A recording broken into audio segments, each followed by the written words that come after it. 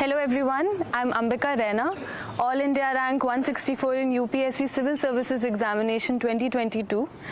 ये मेरा तीसरा अटेम्प्ट था और तीनों बार ही मैं प्रीलिम्स पास कर पाई थी।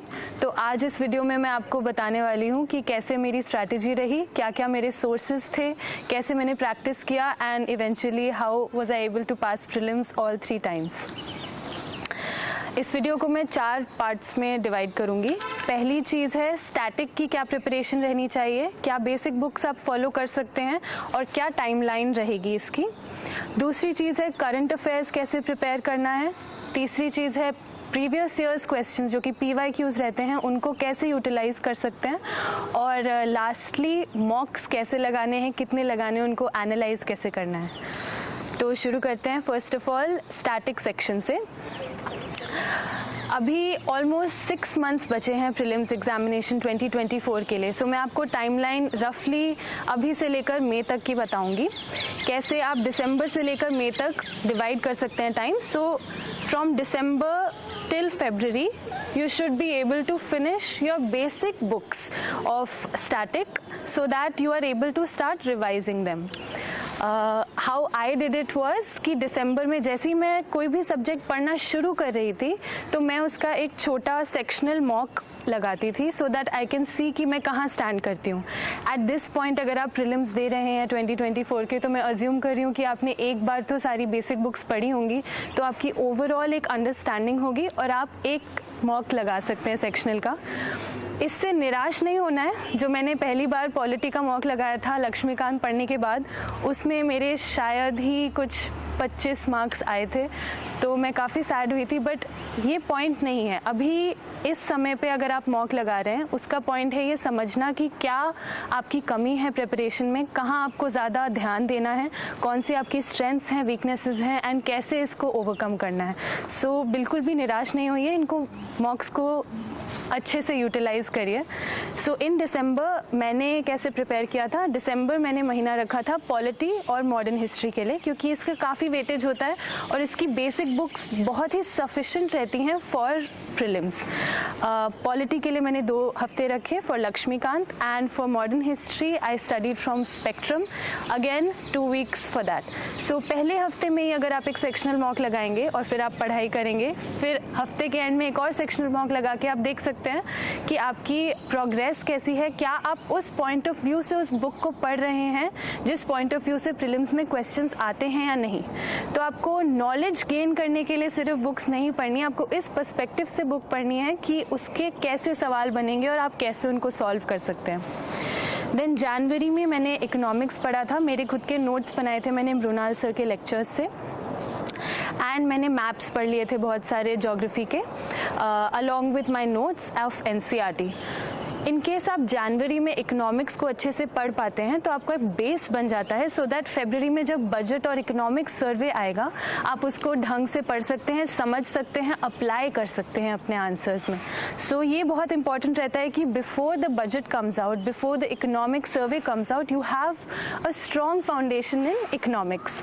सो from December to January 4 subjects आपके पूरे हो गए, polity, modern history, economics as well as geography.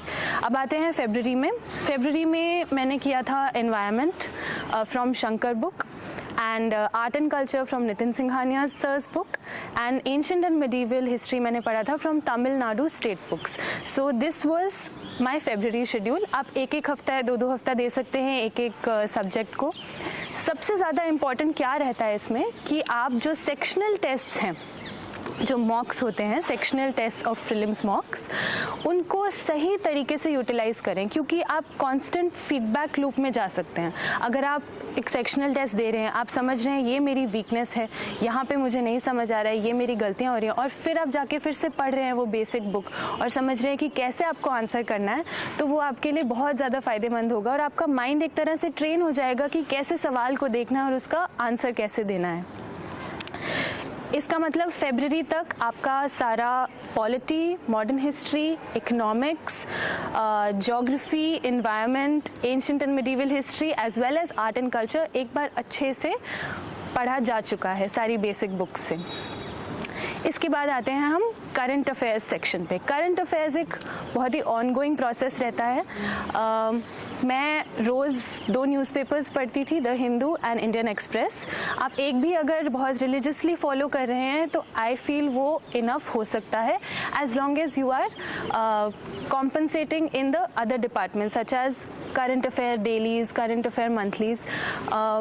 I used to solve 10 questions every day, जो कि बहुत सारी कोचिंग इंस्टीट्यूट्स होते हैं वो रोज़ 5 questions a day, 5 questions a day ऐसे करके बनाते हैं रोज़ प्रीलिम्स के लिए। तो मैं रोज़ 2-3 वेबसाइट से 5-10 क्वेश्चन सॉल्व करती रहती थी रात को बैठ के। बहुत ही कैजुअल सा एटमॉस्फेयर होता है, इसको बहुत सीरियसली लेने की ज़रूरत नहीं है, बट जब आप रोज़ 5-10 क्वेश्चन सॉल्व करने की आदत बनाएंगे तो धीरे धीरे आपका स्टैमिना बनेगा, सो दैट आप 100 क्वेश्चंस भी एक साथ सॉल्व कर सकते हैं। सो करंट अफेयर्स के लिए क्या हो गया, एक तो हो गया डेली न्यूज़पेपर रीडिंग, बहुत ही रिलीजियसली करनी चाहिए। दूसरी चीज़ है फॉलोइंग डेली क्विजेस जो 5-10 क्वेश्चंस आते हैं of coaching institutes. Third most important thing is any coaching monthly magazine को आप फॉलो करें, बिकॉज उसमें बहुत माइन्यूट डिटेल्स होते हैं जो कि आप न्यूज़पेपर रीडिंग से शायद मिस आउट कर रहे हो। अगर आप न्यूज़पेपर डेली पढ़ रहे हैं तो आपको मंथली मैगज़ीन पढ़ना काफ़ी इजी रहेगा, बिकॉज काफ़ी सारी चीज़ें रिपीट होती हैं, एडिटोरियल्स रिपीट होते हैं, कॉन्सेप्ट्स रिपीट होते हैं, थीम्स रिपीट होती हैं। So it's kind of a revision, आप कॉन्स्टेंटली एक रिविजन मोड में चलते हैं तो आपके दिमाग में वो चीज़ अच्छे से बैठ जाती है। सो मैं कहूँगी करंट अफेयर्स के लिए newspapers, daily quizzes, monthly magazines, and then since हम लोगों ने फरवरी में अपना सारा स्टैटिक ख़त्म कर दिया था, March onwards you can start reading PT 365। ये जो पूरे साल का करंट अफेयर्स रहा है उसमें से जो भी इम्पॉर्टेंट स्टैटिस्टिक्स हैं, डेटा पॉइंट्स हैं, इम्पॉर्टेंट फैक्ट्स हैं, वो सारी चीज़ें कंपाइल करके रिलीज़ होती हैं PT 365 में, जो कि प्रीलिम्स पॉइंट ऑफ व्यू से बहुत ज़्यादा इंपॉर्टेंट रहती हैं। सो मार्च ऑनवर्ड्स आप PT 365 पढ़ना शुरू कर सकते हैं। इसको एकदम ध्यान से पढ़ें, एक एक लाइन इसकी इंपॉर्टेंट होती है, उसको एक बार में याद करने की कोशिश ना करें, ट्राई करें कि आप इसको 2-3 बार रिवाइज कर पाएँ सो दैट आपके दिमाग में वो बैठ जाए। So this was for current affairs. अभी हमने देखा पहली बात static books, second was current affairs, and thirdly how to use previous years questions. So इसके 2 तरीके हैं और मैं दोनों आपको बताना चाहूँगी। पहली चीज़ है प्रीवियस ईयर्स क्वेश्चंस। बहुत सारी कोचिंग की वेबसाइट्स होती हैं जिसमें वो सेग्रीगेटेड रखते हैं सब्जेक्ट वाइज। सो अगर आप हिस्ट्री पढ़ रहे हैं तो उसमें subject wise previous years question segregated रहेंगे, जो ज्योग्राफी पढ़ रहे हैं तो उसके क्या क्या क्वेश्चंस रहे हैं। तो पहले सबसे मार्च के महीने में मैं subject wise previous years questions देखना शुरू कर देती थी और उसके बेसिस पे अपना प्रिपरेशन और फाइन ट्यून करती रहती थी। जहाँ पे मुझे रिवीजन की ज़रूरत है वहाँ रिवाइज करती थी, जहाँ पे मुझे और पढ़ने की ज़रूरत है, कंटेंट डेवलप करने की ज़रूरत है, वहाँ पे कंटेंट डेवलप करती थी। सो प्रीवियस ईयर्स क्वेश्चन को बहुत स्मार्टली यूज़ करना है, क्योंकि ये एक बहुत कीन इंसाइट है into the minds of the examiner.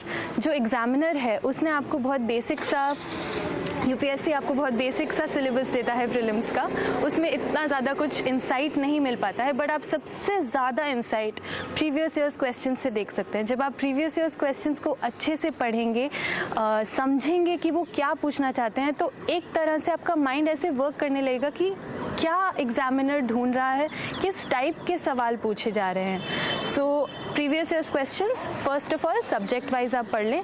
उसके बाद जब अप्रैल और मई का महीना आता है और प्रीलिम्स बहुत क्लोज हो जाता है, तो मैंने काफ़ी सारे प्रीवियस ईयर्स क्वेश्चंस जो पिछले 5-10 साल के प्रीवियस ईयर्स क्वेश्चंस होंगे वो पूरे सॉल्व किए थे, प्रॉपर एग्ज़ाम टाइप एनवायरनमेंट में बैठ के, विदाउट सीइंग द आंसर्स, सही तरीके से बिहेवियर रख के कि मैं एग्ज़ाम हॉल में बैठी हूँ, सो दैट मेरे माइंड को समझ में आए कि ये सीरियसली लेना है और स्टेक्स बहुत हाई हैं, और उसी तरीके से उसी माइंडसेट के साथ वो सॉल्व किए जैसे कि मैं एक्चुअल एग्ज़ाम दे रही हूँ। तो आप प्रीवियस ईयर्स क्वेश्चंस को ऐसे भी यूज़ कर सकते हैं, क्योंकि एग्ज़ाम टाइप एनवायरनमेंट में कैसे आप अप्रोच करेंगे चीज़ों को वो बहुत डिफरेंट होता है from the comfort of your home.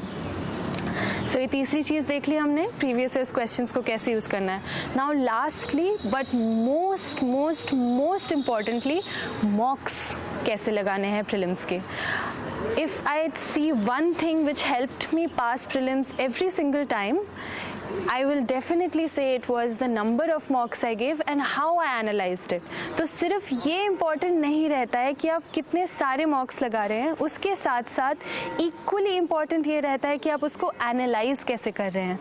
तो सबसे पहली बात तो आपको एटलीस्ट मतलब आपको नहीं पर मैं अपने लिए जो गोल बनाती थी कि एटलीस्ट 50 to 80 मॉक्स मेरे को पूरे सॉल्व करने हैं, full test 50 to 80 before my actual prelims paper. So that was a goal I set for myself. आप अपने हिसाब से देख सकते हैं, अगर आपकी ग्रोथ और मार्क्स बहुत अच्छे आ रहे हैं तो शायद आपको कम की ज़रूरत हो। मैं जब स्टार्ट किया था प्रिपरेशन तो मेरे मार्क्स बहुत ख़राब आते थे, तो I needed so many prelims papers to practise and finally reach a place where I was confident that I would be able to clear the cutoff. So अप्रैल के महीने में मैं रोज़ एक फुल टेस्ट लगाती थी और मई के महीने में मैंने रोज़ 2 फुल टेस्ट लगाए हैं। एक सुबह में लगाती थी, एक शाम को लगाती थी। बट फुल टेस्ट लगाने के अलावा जो मैंने किया है उसके बाद वो ज़्यादा इम्पॉर्टेंट है। After I use to give the paper I use to sit with my questions. मैं देखती थी कि कौन से वो सब्जेक्ट्स हैं, क्या मैं हिस्ट्री में वीक हो रही हूँ, क्या मैं साइंस टेक में वीक हो रही हूँ, क्या मेरा आर्ट एंड कल्चर स्ट्रॉन्ग है। ये सारी चीज़ें मैं अच्छे से बैठ के एनालाइज करती थी। और दूसरी चीज़ जो मैं देखती थी कि मेरी एक्यूरेसी कितनी है, क्या अगर मैं एक ऑप्शन एलिमिनेट करके कुछ टिक कर रही हूँ तो वो सही आ रहा है कि वो गलत आ रहा है, क्या मैं 2 ऑप्शन एलिमिनेट करके टिक कर रही हूँ तो मेरा कितना एक्यूरेसी आ रहा है, अगर मैं बिल्कुल ही श्योर हूँ फिर भी मेरा कितना एक्यूरेसी आ रहा है। तो ये दोनों चीज़ें जब कंबाइन हो जाती हैं, जब मैं देख सकती थी अच्छा अगर मैं हिस्ट्री का कोई सवाल करती हूँ और उसमें 2 ऑप्शन एलिमिनेट करती हूँ तो मेरे मोस्टली सही आ रहे हैं, और अगर मैं साइंस और टेक में 3 भी एलिमिनेट कर रही हूँ तो भी मेरे गलत आ रहे हैं, तो मुझे उससे अपनी ही स्ट्रेंथ समझ में आएगी कि कौन सी जगह पे मुझे रिस्क लेनी चाहिए और कौन सी जगह पे मुझे कॉन्फिडेंटली वो क्वेश्चन छोड़ देना चाहिए। क्योंकि जब आप एग्ज़ाम हॉल में बैठे होते हैं उस टाइम आपके पास आंसर की नहीं होती है। यूजुअली लोग मॉक्स में आंसर की साइड पे रख के थोड़ा बहुत देखते रहते हैं, अच्छा मेरा सही जा रहा है कि गलत जा रहा है, कैसा जा रहा है पेपर। बट एग्ज़ाम हॉल के अंदर आपको इतनी अनसर्टेनिटी होती है और आपकी स्टेक्स इतनी हाई होती हैं कि टेंशन बहुत ज़्यादा हो जाती है। उस समय में समझ नहीं आता कि रिस्क कहाँ लेनी चाहिए और कहाँ केयरफुली प्रोसीड करना चाहिए, कहाँ एलिमिनेशन यूज़ करना चाहिए, कहाँ नहीं करना चाहिए। तो उसको काउंटर करने के लिए मैंने ऐसे एनालाइज किया था ताकि मुझे पता चले अच्छा अगर इस सेक्शन ऑफ द सिलेबस से क्वेश्चन आया है तो क्या ये मेरी स्ट्रेंथ है, क्या मुझे कैलकुलेटेड और कॉन्फिडेंट रिस्क लेना चाहिए, क्या मुझे नहीं लेना चाहिए, कितने मैं क्वेश्चंस अटेम्प्ट कर रही हूँ, कितने क्वेश्चंस मुझे अटेम्प्ट नहीं करने चाहिए। ये सारी चीज़ें आपको मॉक्स से ही आएंगी। अगर आप रोज़ मॉक्स लगा रहे हैं तो आपका माइंड एक तरह से ट्रेन हो जाता है, जैसे कि मैंने पहले बोला था एक मेमोरी टाइप की बन जाती है आपके माइंड में कि किस तरह से ये चीज़ को टैकल करना है। तो उससे आपका कॉन्फिडेंस भी बढ़ेगा, आप एग्ज़ाम हॉल में उतने ज़्यादा नर्वस भी नहीं होंगे क्योंकि आपको पता है कि आपने पहले 100 मॉक लगाए हुए हैं और उसमें आपके अगर कट ऑफ क्लियर हो रहे हैं तो एक लेवल ऑफ कॉन्फिडेंस आ जाता है जो कि बहुत ही नेसेसरी है इस पेपर में। लोगों को बहुत कुछ आता है, वो कट ऑफ क्लियर भी कर रहे होते हैं, बट कॉन्फिडेंस की कमी की वजह से उस दिन वो नर्वस हो जाते हैं और वो परफॉर्म नहीं कर पाते हैं। तो आप ये चीज़ ज़रूर दिमाग में रखें कि सबसे ज़्यादा इम्पॉर्टेंट है माइंडफुलनेस, कंसंट्रेशन और आपका अपने ऊपर भरोसा। आपको अपने ऊपर भरोसा रखना है, आपको डरना नहीं है, आपको सहम नहीं जाना है। जब आपकी तैयारी पूरी है, आप पूरे अभी से 6 महीने हैं ऑलमोस्ट, अभी से आप लग जाइए, जुट जाइए, अच्छे से तैयारी कीजिए और लास्ट डे पे जाके जब आप एग्ज़ाम हॉल में बैठेंगे ज़रूर ऐसे सोचिए कि मैंने अपना पूरा बेस्ट दिया है, अब जो होगा वो देखा जाएगा। क्योंकि प्रीलिम्स बहुत ही अनप्रेडिक्टेबल पेपर बनता जा रहा है, हर साल और ज़्यादा अनप्रेडिक्टेबल होता जा रहा है। सो आप सिर्फ अपनी तरफ से अपनी तैयारी पूरी रख सकते हैं, बाकी सब पे आपका कंट्रोल नहीं है। So control the controllables and all the best. Lastly मैं कहना चाहूँगी कि सीसैट को बिल्कुल भी इग्नोर ना करें। सीसैट भी हर साल और ज़्यादा कॉम्प्लेक्स, कॉम्प्लिकेटेड, टफ, डिफ़िकल्ट सब होता जा रहा है। सो डेफिनेटली सीसैट को बिल्कुल इग्नोर ना करें, बिल्कुल लाइटली ना लें, उसके लिए पढ़ें, उसके मॉक्स लगाएं, देखें कि आप उसमें स्कोर कर पा रहे हैं कि नहीं कर पा रहे हैं, so that day you are confident in your preparation and you are able to give your best. All the best.